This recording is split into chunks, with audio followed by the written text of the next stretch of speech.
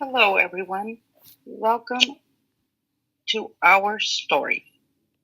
This is Polly Masuga, and Nona Richard, Jacob Dominguez, and I have decided to do our design thinking project on parent education on internet safety and digital citizenship. During our discovery phase, we came up with the design thinking question: how can we empower parents and other community members to practice digital citizenship and literacy skills when using technology and guiding their children in using technology? At first, we believed that access was going to be the bigger issue. However, we discovered otherwise. We used a parent survey where parents self-selected how they used digital citizenship to decide if parents were digital natives or digital immigrants. We also used a student survey of third and fourth grade students to see how much they knew about digital citizenship.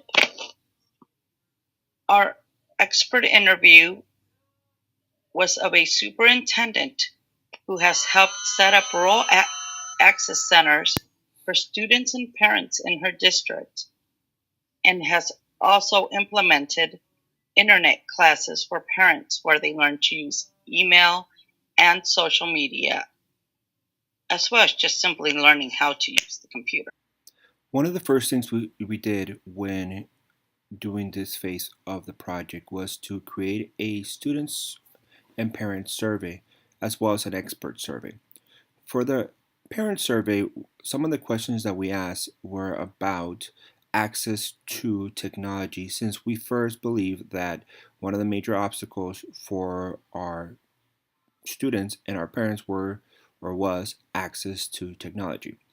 Having said that, we wanted the parents to identify with one of three categories. And after many deliberations, we came up with three different ways to ask parents what type of technology they used at home and to self identify with that amount of technology being used at home.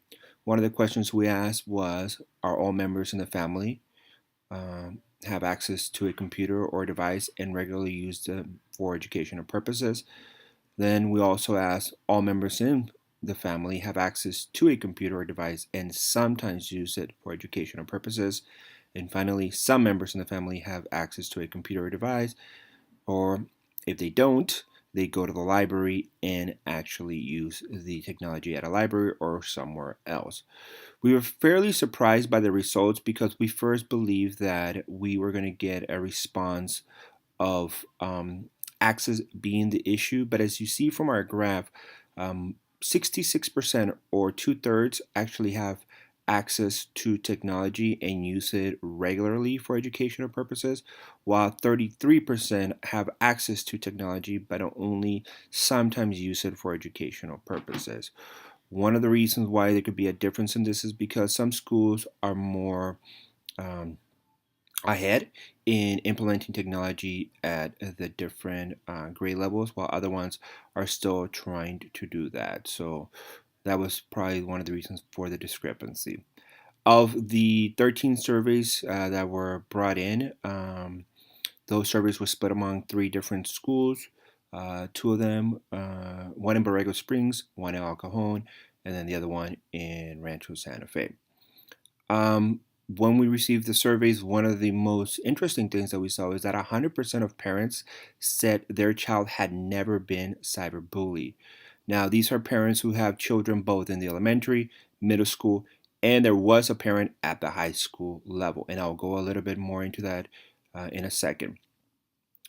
But when we asked about safety, in terms of safety in the classroom, physical safety in the classroom, and also cyber safety, 100% of the parents said that they believe that physical safety and cyber safety were equally important. So nobody said that one was more than the other one, even though I first thought and we all did, that we were going to get some discrepancy in that. It was pretty much down the middle. 50% uh, said that, or all parents believe that both um, cyber safety and physical safety were equally important. Okay. Once again, 100% of parents self identified as families that have access to technology at home. We did actually make a really small change to our wording from those questions to parents. And we did add we just didn't say computers, but we also added devices because, as we know, devices have becoming more part of the daily routine of most families. So we wanted to include that as part of the wording because sometimes we overlook that devices can actually give access to families to pretty much everything that is being done in the classroom. Um, Finally, one of the things that the survey allowed us to see was that we as teachers believe or make assumptions about parents and make assumptions about families. But once we actually conducted the survey, we realized that those assumptions can be drastically incorrect, and that we as parents, as teachers, need to uh, be more mindful when interacting with parents about what we believe of them. We need to make sure that we understand that just because we believe something is not necessarily true. The results of our student survey were interesting. We surveyed around 40 students in third and fourth grade, and our findings included this. Our first question asked students if they knew what cyberbullying was. And of all students surveyed, 48%, about half of the students, could correctly define the term cyberbullying. Something that was interesting is that 41% reported that a parent or other guardian has discussed internet safety with them, but only 28% report that a school teacher or other professional has discussed internet safety. We found this interesting because parents reported that internet safety was not a real concern to them at the third, fourth grade, and middle school levels, and yet many of them had discussed internet safety with their children. Our expert interview was of Martha Deichler, the superintendent of Borrego Springs Unified. She says that during many district meetings, parents requested programs so that they could learn how to use email and social media. Many of them had never used a computer before. Access to computers in her district is provided through computer centers in remote areas of the district. One of them is operating now in Ocotillo Wells, and 2 more are in the works. All of these programs are provided through a $50,000 grant from Soltech, a solar company that operates in the town. However, none of the courses have a digital citizenship component, and there is a big need for it. Some of the parents had no idea what websites their students were frequenting online or who the students were communicating with. And this led to some trouble with some of the older students in high school. She believes that these courses for parents are very important because they show the students that their parents value education. In order to gather the data, as we previously mentioned, we actually conducted a survey. The way that we conducted the survey was through email and through sending the survey to different parents. We did ask a number of questions on the survey. One of the things that we gathered from the survey, one of the data collections, was once again that 100% of the parents believed that their children had not been cyberbullied, and that also that they all believe that physical and cyber safety were equally important. When we also survey the parents, we also asked the question about, do you believe it is the school's responsibility to teach students appropriate ways to use technology, i.e. digital citizenship, in school and outside of school? Some of the answers were, not all the answers were 100%, but as we looked at this information, we realized that there is a need for this, and this is why our question was slightly modified, and we will talk about that later in this presentation. Because of that, because we did see the data and we realized that it wasn't necessarily about access, but it was about having shared responsibility between parents and the schools to be able to teach the skills necessary both in digital citizenship and internet safety for our students to be safe both in and outside of the classroom. Discussing the data, as I mentioned in an earlier slide, after getting this information from the parents, one of the things that we did is we interviewed one of the parents to get more of an insight of why did they answer some of the questions on the survey the way they did. After discussing this with the parents, or the parent who has a child both in elementary, middle, and high school, one of the things that came out of the interview was that parents are not necessarily aware of how to look or how to spot cyberbullying or what is cyberbullying. They are not necessarily aware of what is that it's out there that can harm their children's safety, both in cyberbullying terms, but also in privacy and data safety. Those are things that are very important in this digital age for both parents and children to protect themselves against, and parents don't have that information readily available for both for them as parents, as adults, and also for their children. So I think this is a great launching point for our digital design, or sorry, our design thinking question, because it helps us